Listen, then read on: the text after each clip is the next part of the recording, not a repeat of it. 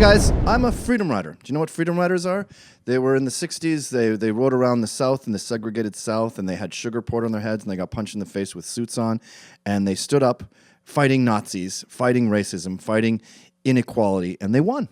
And sort of. I mean, racism is still alive and well. There's still Charlottesville. Heather Heyer was killed. There's David Duke and Richard Spencer.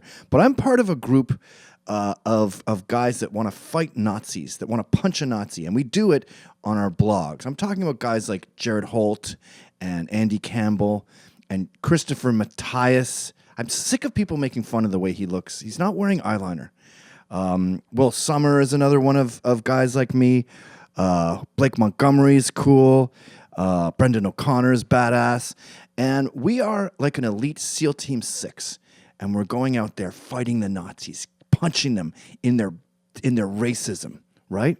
Now, sometimes I talk to actual racists, and they cry and they whine and they go, "Why don't you talk about Islam? Oh, why don't you talk about Muslims? Oh, why don't you talk about the West Side Highway and San Bernardino and Fort Hood and Oklahoma where that guy was beheaded? Why don't you ever talk about that weird jihadist training camp where the kid was starved to death? And oh, why don't you talk about 9/11? And oh, why don't you talk about how 1 in 4 18 to 25-year-old Muslim men in America think suicide bombing is sometimes or often justified? Hate. I'll tell you why I don't talk about jihad and radical Islam, because that's not me. That's not my culture.